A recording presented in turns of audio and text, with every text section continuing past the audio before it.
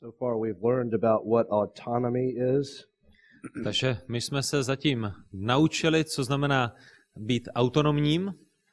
What a presupposition is. Víme, co znamená to mít nějaký předpoklad. What noetic effects of sin are. Mluvili jsme o těch noetických efektech, důsledcích hříchu na naši mysl. And now we'll talk about epistemology. A nyní budeme mluvit o epistemologii.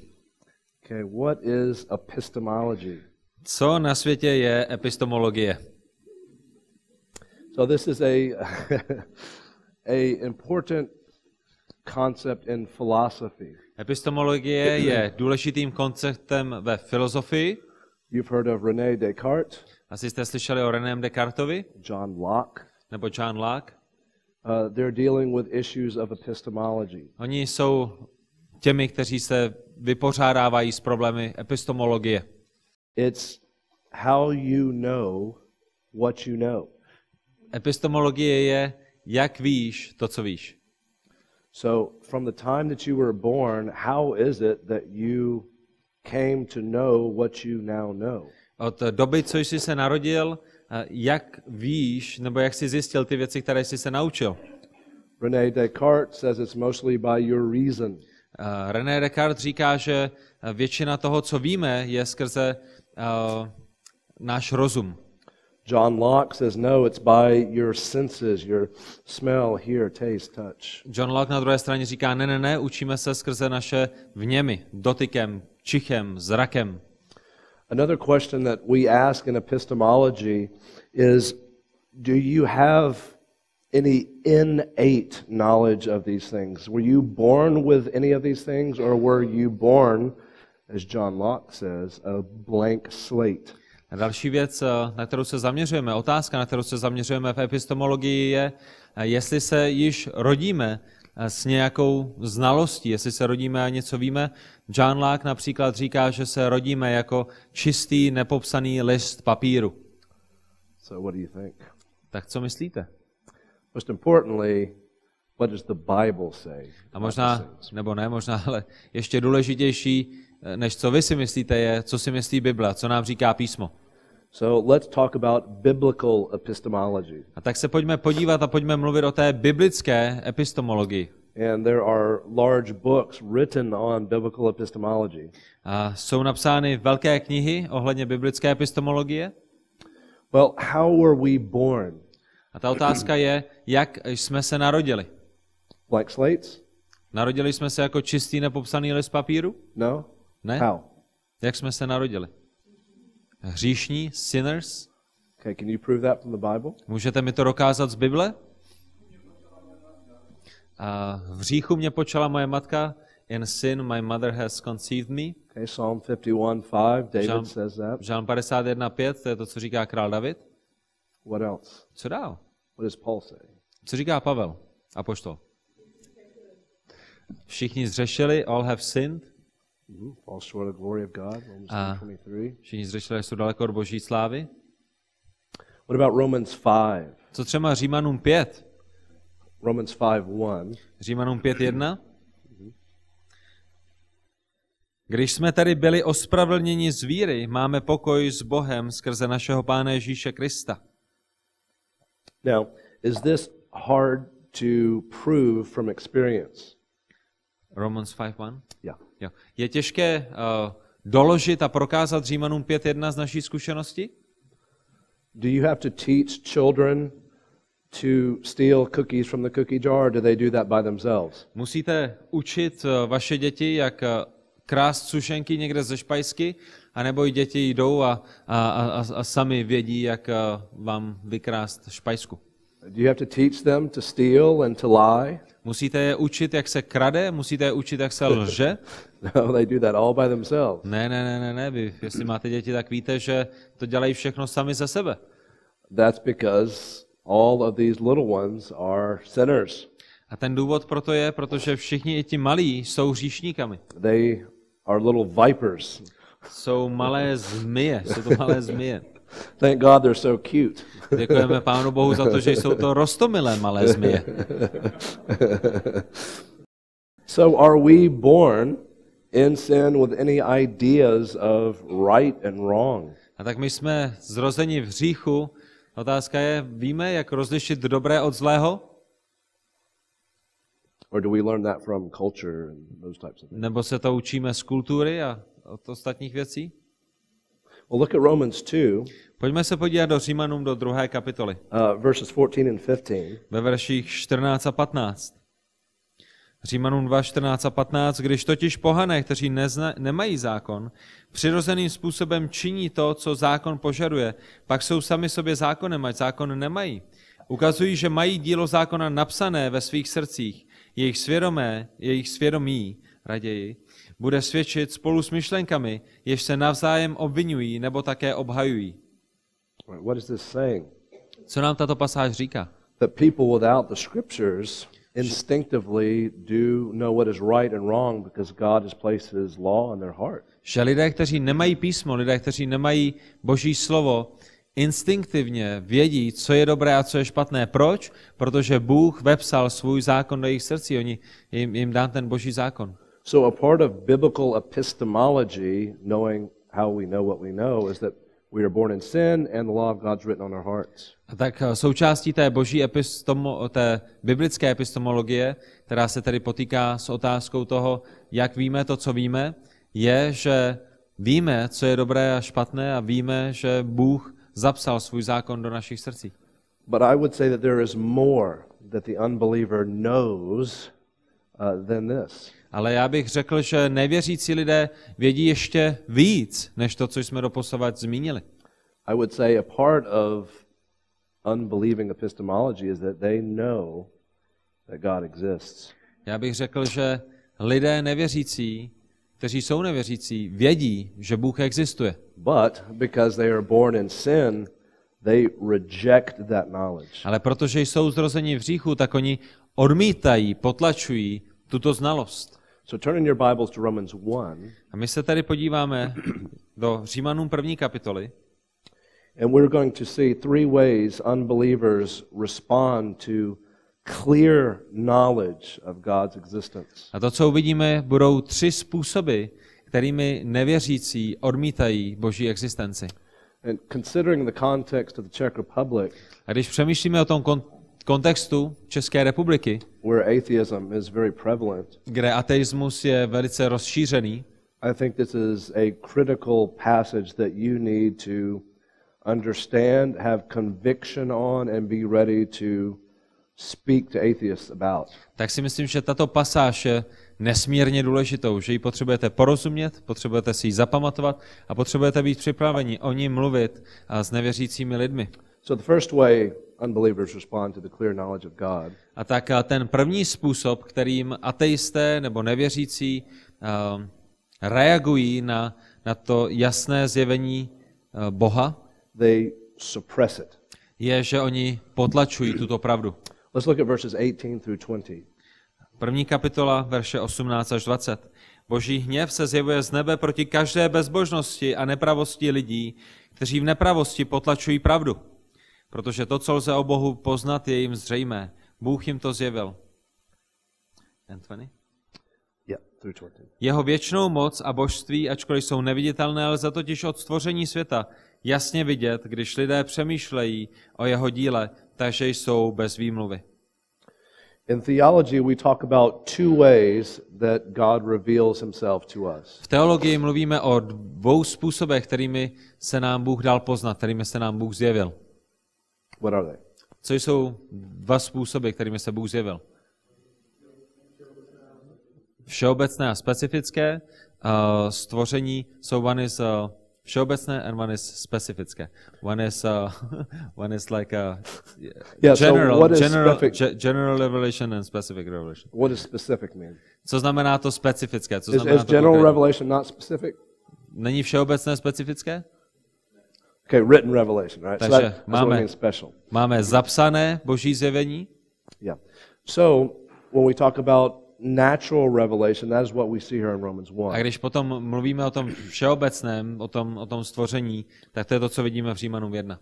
Is natural or general revelation available to everyone in all times and all places? Je toto všeobecné zjevení, to Boží stvoření, které je božím zjevením, k mání a dostupné všem, všude a v jakékoliv době?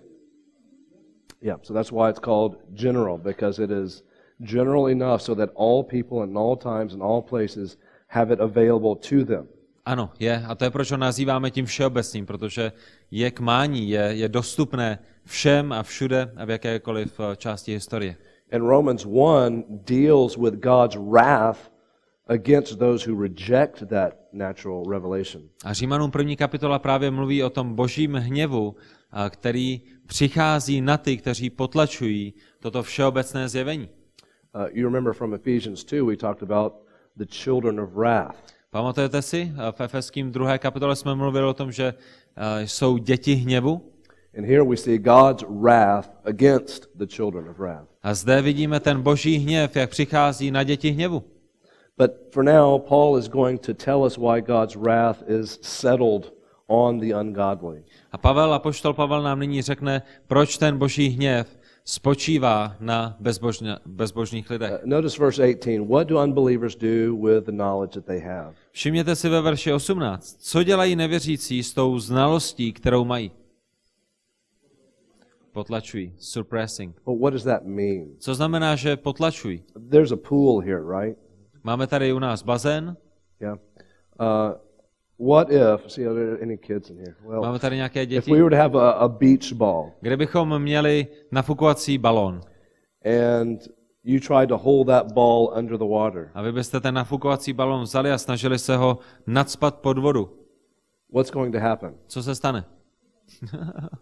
And so what if you keep trying to push it down? A co když budete pokračovat v tom, že ho budete se snažit tlačit pod vodu? Keeps popping up. Tak pořád bude se drát nahoru, že? Na hladinu. I think that's a great picture of what is happening here. A to si myslím, že je jedinečný příklad toho, co se odehrává zde v tom 18. verši. That God's revelation is constantly screaming at every unbeliever and they're trying to suppress it like that beach ball under the water, but it keeps popping up. They can't stop it. Boží zjevení ve stvoření je právě jako ten míč, který se lidé snaží nacpat pod vodu a křičí ze všech stran na nevěřící, že je zde Bůh, že je zde ta boží moc, ale oni se ho snaží zbavit, nacpat pod tu vodu. It is a constant bombardment on the unbeliever. God exists, worship him, God exists, worship him, and they're constantly trying to suppress it. Boží zjevení ve stvoření neustále křičí a ukazuje lidem, že je zde Bůh a že ho mají uctívat a že před ním mají pokleknout a že mají jít za ním. I think this is evident in books and social media. A myslím si, že to je velice zřejmé, ať už skrze knihy nebo sociální média. I have atheistic friends on Facebook. Já mám přátelé mezi ateisty na Facebooku. And I have Christian friends on Facebook. A potom mám také křesťany, kteří jsou přátelé na Facebooku. And oftentimes the atheists talk more about God than Christians do. A častokrát jsou to ateisté, kteří mluví více o Bohu než křesťané. Why is that? Proč se to tak děje? Because they're constantly trying to suppress that truth. Protože se neustále snaží potlačit tu pravdu, která je jim zjevována. And they hate it, so they want to argue against it always. A oni tu pravdu nenávidí a tak se neustále snaží proti ní argumentovat a smést jí ze stolu. It's also important to note that this shows us that believers or unbelievers are not simply passive in going through life, but they are actively suppressing truth. Je také důležité si uvědomit, tak jak to vidíme v našich verších, že nevěřící lidé neproplouvají životem pasivně, že by nic nedělali, ale vidíme, že jsou velice aktivní v tom potlačování Božího zjevení. Again, sometimes I think we have this romantic picture of the unbelievers that's going through life as a good person who just needs a little bit of help. No, the biblical picture is very different. A my někdy, možná často, máme takový ten romantický nebo zromantizovaný pohled na nevěřící lidi, kdy si říkáme, že jsou v zásadě dobrými, jsou v zásadě milými, jsou v zásadě hodnými a vlastně to jediné, co potřebují, je trošičku jemně nasměřovat správným směrem a všechno bude v pohodě, ale Bible nám předkládá naprosto odlišný obraz. No, they are actively opposed to God. Ten obraz, který nám předkládá Bible, je, že oni aktivně potlačují Boha. Here we see that they are actively suppressing the truth. Oni aktivně potlačují pravdu. John 3 says they hate the light. Jan 3 nám říká, že nenávidí světlo. Romans 5 says they are enemies of God. Římanům 5, že jsou nepřáteli Boží. Colossians 1 says they are hostile in mind. Koloským 1 mluví o té jejich mysli, která je v nepřátelství vůči Bohu. All these are evidences that the unbeliever actively opposes God all A the všechno time. tohle jsou důkazy pro to, že nevěřící opravdu aktivně působí proti Bohu, nechtějí ho. So remember, the unbeliever has presuppositions too. They're just not telling us. A tak pamatujte na to, že i neznovuzrozený člověk má své předpoklady, jenom vám o nich neříká. What we're reading here is what is in their heart, but they're not telling you. To, co my zde čteme, je to, co se odehrává v jejich srdci, ale oni s námi o tom nemluví. We're reading their biography right now. My tady čteme jejich životopis, to, kým jsou. That's why earlier today I said that you can know the unbeliever more than the unbeliever knows himself or herself. To je proč já jsem vám říkal, že vy díky Božímu slovu jste schopni znát nevěřícího člověka lépe, než oni znají sami sebe. And you may say, well, you know, I have some friends and it seems like they really don't know that God exists. A možná si řekneš, ale já mám nějaké přátelé a oni opravdu vypadají tak, že nevědí, že Bůh existuje. Well, let's look at verse 19. Pojďme se podívat do verše 19. Protože to, co lze o Bohu poznat, je jim zřejmé. Bůh jim to zjevil. Now, as we go through this text in my Bible, I have underlined certain words. Já jsem si ve své Bibli určitá slova podtrhl.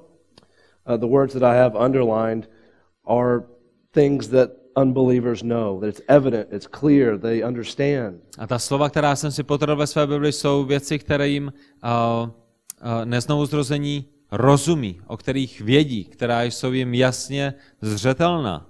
So notice here the words that Paul uses for evidence and what is known by them. A tak si všimněte těch slov, které Pavel používá jako důkaz toho, co nevěřící lidé vědí. What is known about God is evident where? To, co lze o Bohu poznat, je jim zřejmé Within them. v nich.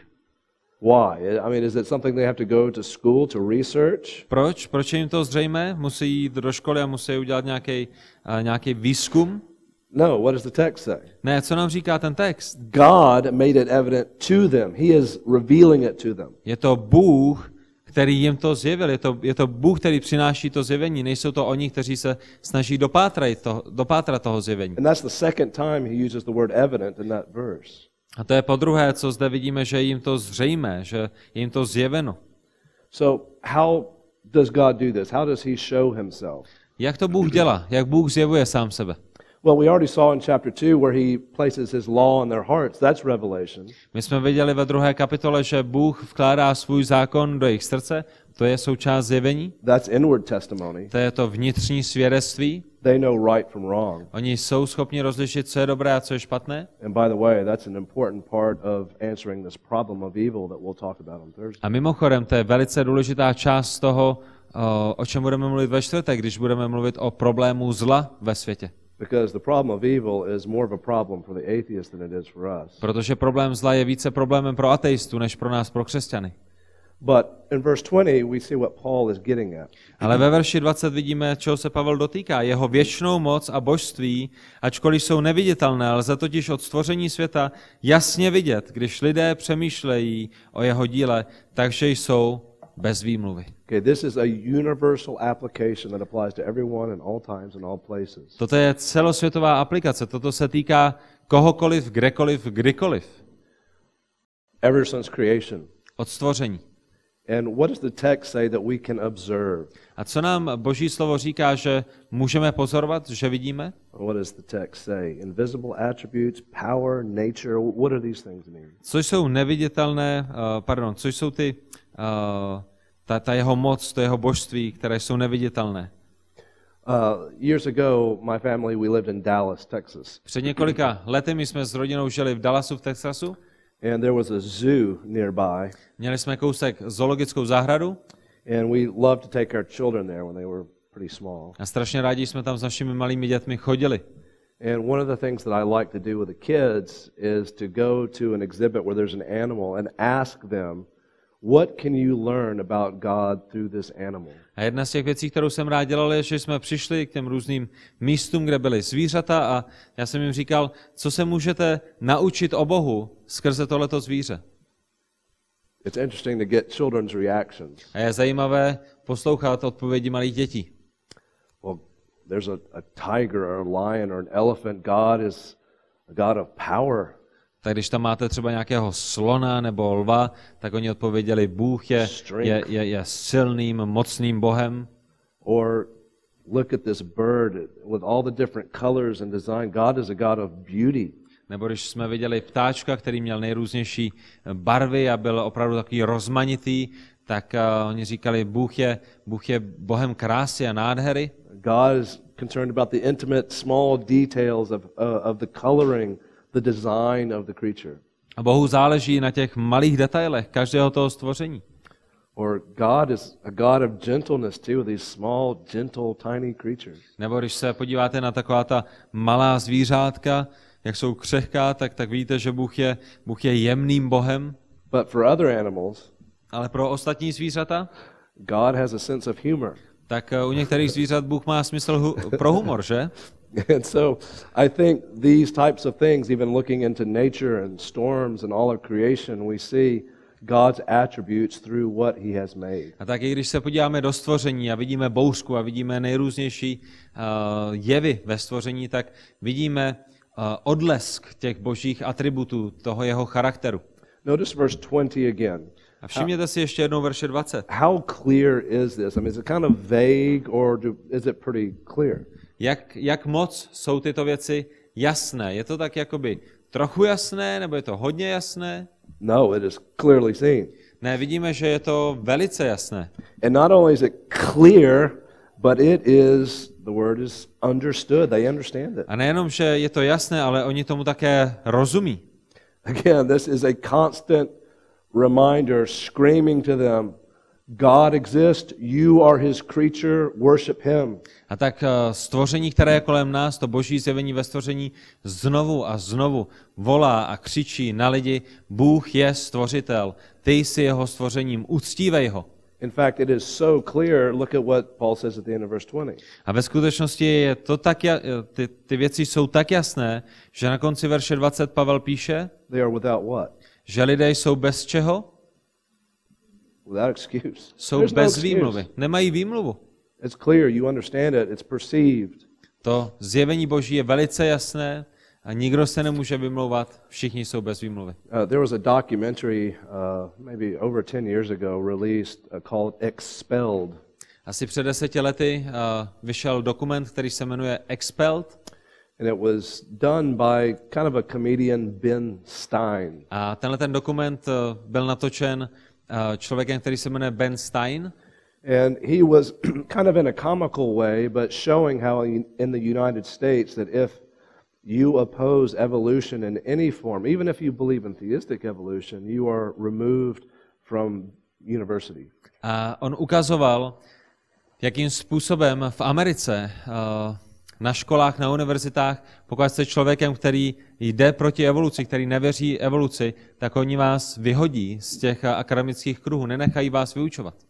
And in the end of the documentary, kind of the crowning point of this documentary, he interviews Richard Dawkins. A na konci tohoto dokumentu, v takovém tom vyvrcholení celého toho filmu, on tam dělá interview s Richardem Dawkinsem, možná jste o něm slyšeli. Have you heard of Richard Dawkins? Víte, kdo je Richard Dawkins? So he's a biologist, University of Oxford, I think. On je biologem na univerzitě v Oxfordu, myslím. And Stein asked him, well, you know, Richard, if you die and God does exist and you stand before him and God says, Richard, why didn't you believe? A když se ho Ben Stein ptá na konci toho dokumentu a říká mu, hele Richarde, když zemřeš a postavíš se před Pána Boha a Bůh se tě zeptá, Richarde, proč jsi nevěřil? And Richard kind of laughed and he quoted a philosopher, atheist philosopher Bertrand Russell. A Richard se tak jakoby pousmál a citoval filozofa. And he says, well, if that's true, I would say, a on říká, pokud je to pravda, tak já bych mu řekl, Sir, Pane, why then did you take such great pains to hide yourself? Pane, proč jsi vynaložil tolik energie na to, aby jsi se schoval? What is he saying?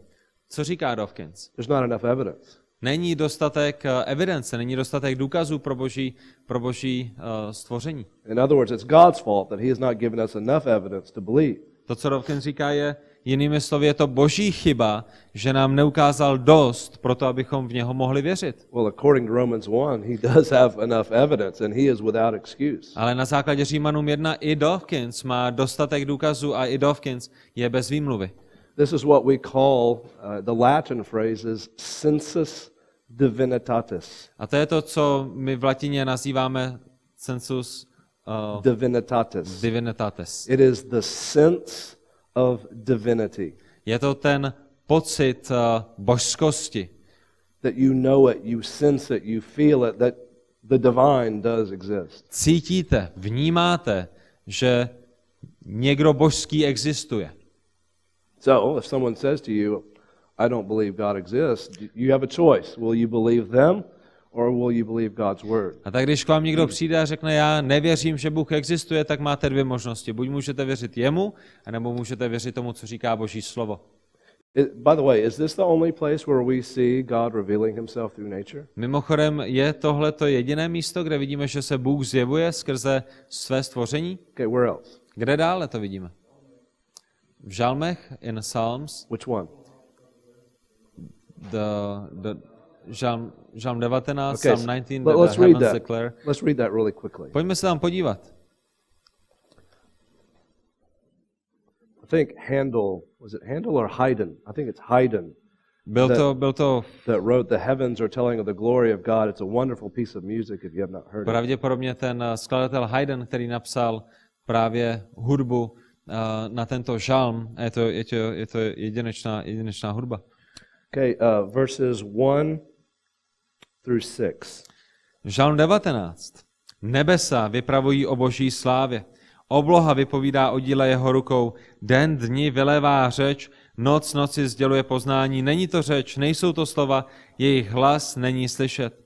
Do celé země proniká jejich zvuk a jejich výroky do končin světa. Slunci na nich postavil stan. Ono jako ženich vychází ze své komnaty, veselí se jako hrdina běžící svou cestou, od konce nebes vychází a obíhá opět ke konci, před jeho žárem se nic neskryje.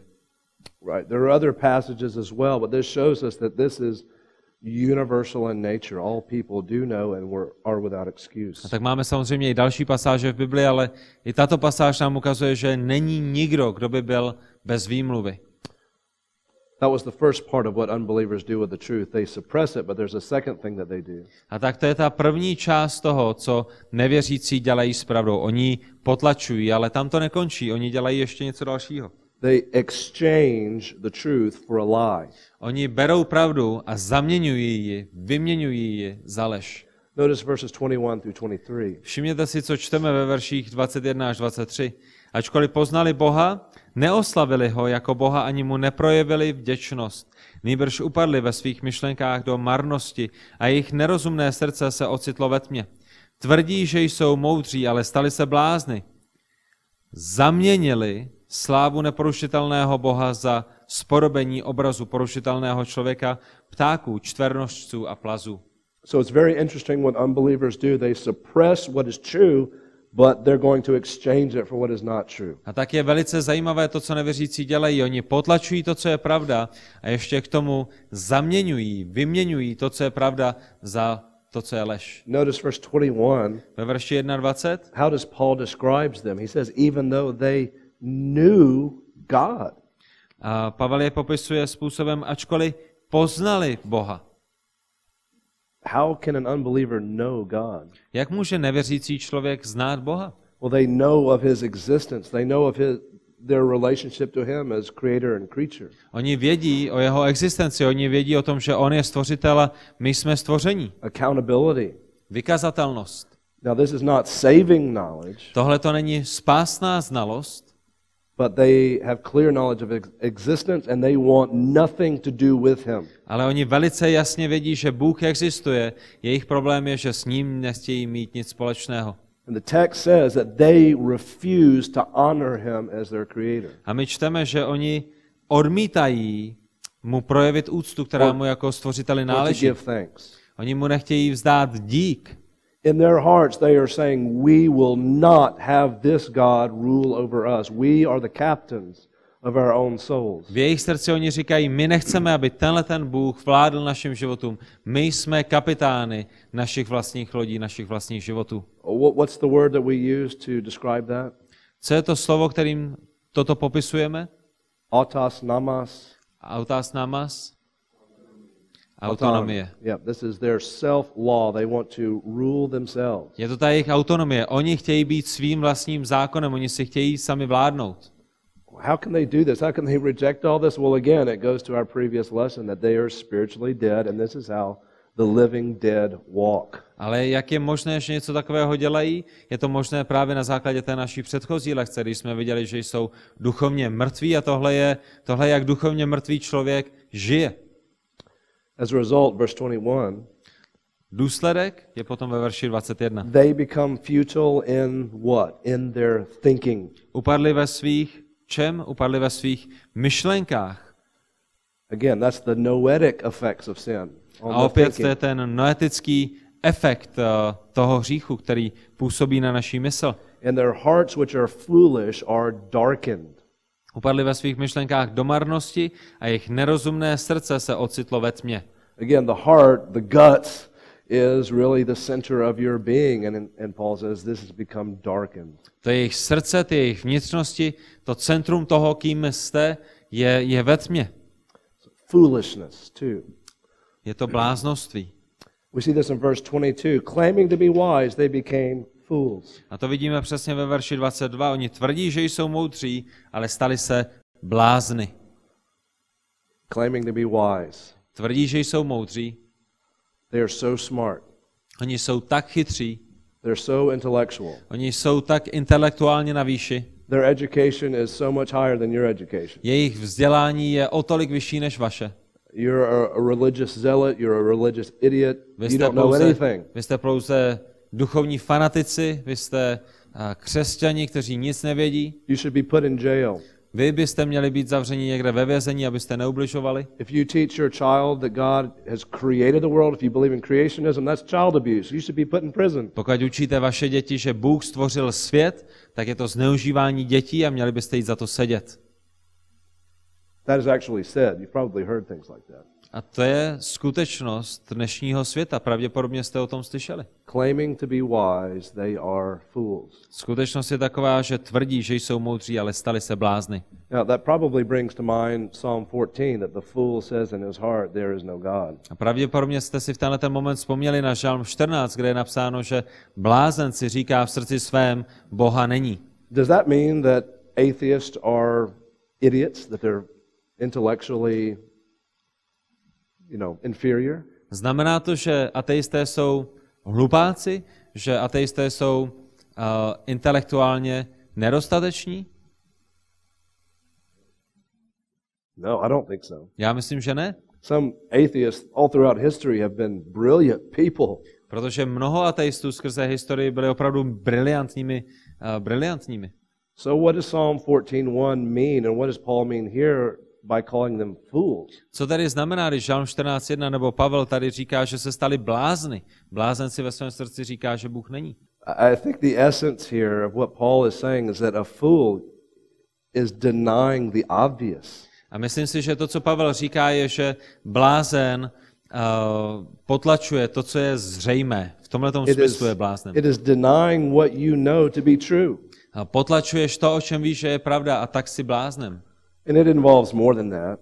Samozřejmě to v sobě zahrnuje daleko více. It is living a self-centered life instead of a God-centered life. Znamená to, že žiješ soběstředný život namísto Bohu středný život. So foolishness is not an intellectual deficiency, it's a heart problem. A tak tohleto bláznoství není nějakým intelektuálním nedostatkem, ale je to bláznoství srdce, je to duchovním problémem. So what do the spiritual dead exchange the truth for? A tak ti duchovní mrtví zaměnili pravdu za co? Well, verse 23. Ve verši 23 čteme, Images, že zaměnili slávu neporušitelného Boha za spodobení. Verse 25 describes it as a lie. Just all things together that they exchange it for, they're lies. Spodobení obrazu porušitelného. Ve 25. verši čteme, že vyměnili Boží pravdu za lež So when you meet agnostics and atheists on the street, don't think that they have no philosophy of life. They do have a philosophy of life. A tak když potkáte agnostika nebo ateistu někde na ulici a budete se s nimi bavit, nepředpokládejte, že oni nemají žádnou filozofii, kterou by se řídil jejich život. They have a worldview. Oni mají pohled na svět. They have presuppositions. Oni mají své předpoklady. And they are replacing God with something else. A oni nahrazují Boha něčím jiným. All unbelievers have exchanged the truth of God for something that suits them. Veškeří nevěřící zaměnili pravdu o Bohu něčím, co je jim lépe přijatelné. So how does God respond to that? A jak na to Bůh reaguje? Jaká je Boží reakce? Verse 24. Ve verši 24. God gives them over to the lust of the hearts to impurity. Bůh je vydal do nečistoty. That's part of the wrath of God. A to je součástí toho Božího hněvu.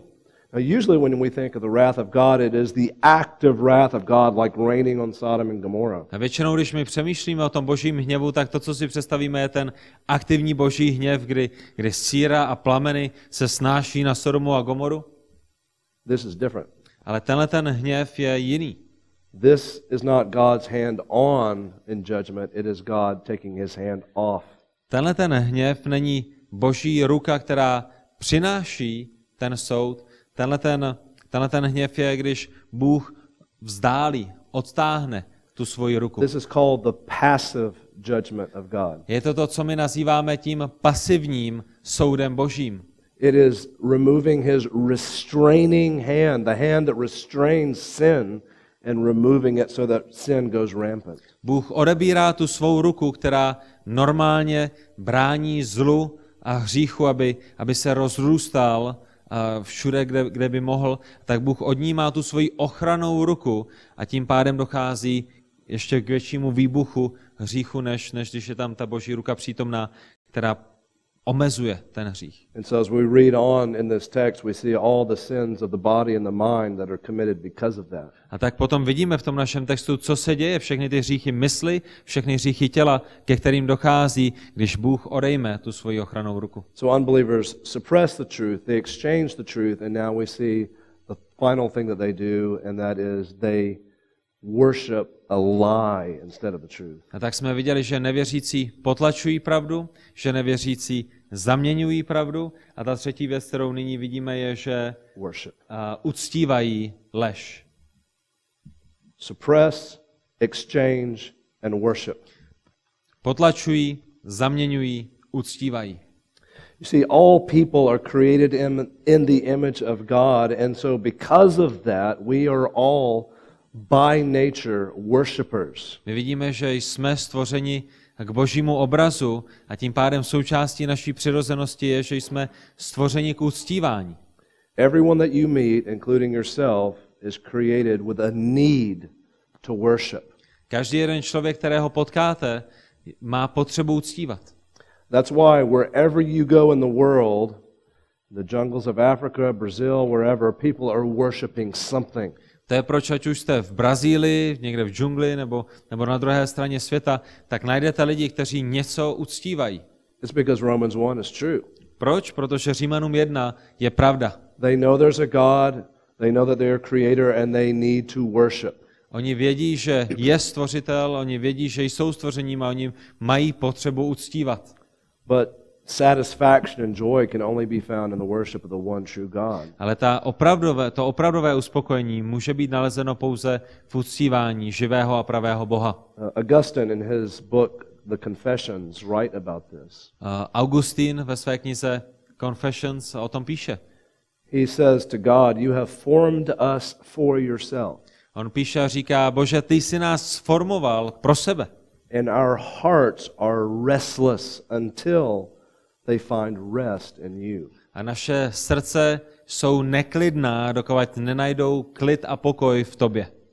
That means that no matter where people look for satisfaction and joy, they're not going to find it unless it's in God. To znamená, že ať už lidé hledají uspokojení a pokoj a naplnění kdekoliv jinde než v Bohu, tak ho nenajdou. That's the message of Ecclesiastes, isn't it? To je ta zpráva, kterou nám přináší kniha Kazatel, že? For those that continue in the lie, verse 24 and the rest of the chapter shows that God gives them up in this passive judgment. Pro ty, kteří pokračují v té lži a kteří potlačují v tom potlačování pravdy, tak Bůh přináší ten svůj hněv. Brothers and sisters, we have just looked at the spiritual biography of every unbeliever that you will meet. A tak, bratři a sestry, to, co my jsme právě viděli, je duchovní biografie každého jednoho nevěřícího člověka, se kterým se setkáte. God does not believe in atheists. Bůh nevěří v ateisty. They do not exist. Ateisté neexistují. So again, you have a choice to make. A máte opět volbu, kterou můžete udělat. When someone tells you they do not believe in God, Když vám někdo řekne, že nevěří v Boha, you have a choice to make. tak potřebujete udělat rozhodnutí. Will you play a game with them Budete s nimi hrát hru and pretend like the Bible is not true? a budete předstírat, že Bible nemluví pravdu And try to put out their fires, play that game with them? a budete běhat kolem a hasit všechny ty jejich ohně a přistoupíte na ta jejich pravidla? Or will you, in humble boldness, tell them the truth? A nebo v pokorné odvaze s nimi budete sdílet pravdu? You see, when you're evangelizing and practicing apologetics, you don't leave your theology at the back door. Protože když evangelizujete a mluvíte s lidmi, tak nenecháváte svoji teologii za dveřmi.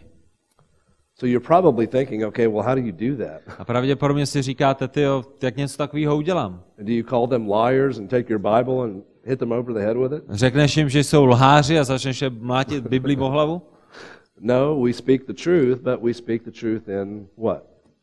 Ne, my mluvíme pravdu, ale jak mluvíme pravdu?